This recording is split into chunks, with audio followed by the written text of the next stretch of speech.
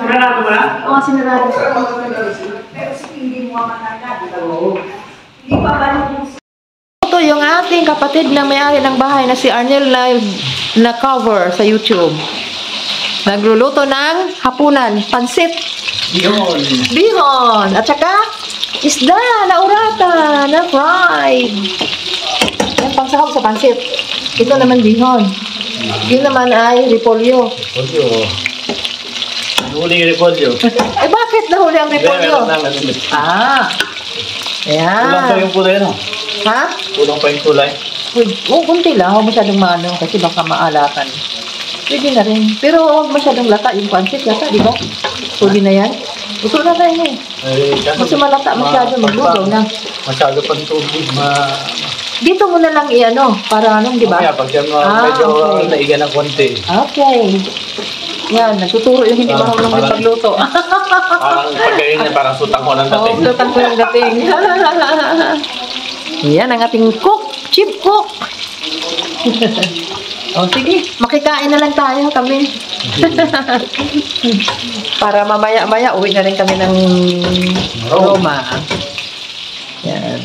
Balik na naman kami dito pagka medyo mainit-init na ang panahon. Pag inimbita kami ng may-ari. Hindi yung babalik kami dito sa labas lang. Kung wala yung may-ari, labas lang kami ng bahay sa dagat na diretso. Diba? Ay, yan. Hinahalog na yung gulay. Yan. Pansit. Bihon. Sa pansit, ah. Pansit, ah. Nag-enchik kami ngayon.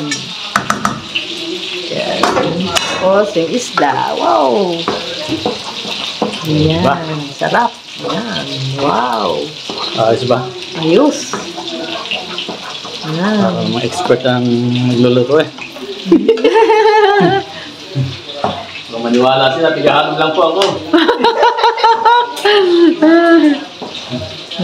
Okay. Kasi mag-chow ka na, Arnel. Ciao. Okay. Thanks for watching. Thank you. Please subscribe. Subscribe. Thank you, Arnel. Ayan na, aming cook, si Arnel. Hello. Kain tayo.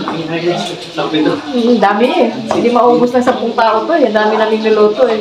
Babaunin yata sa Roma pabalik. Yan. Kaya konti kami dito. Yan makayang maubos, di ba? Okay. Ciao. Thanks, Arnel. Don't forget to subscribe. Yeah, thanks for cooking. Cover siya ha. Toots and Arnel Tives. Yung kanyang channel. Toots and Arnel Tives. Okay. Bye-bye.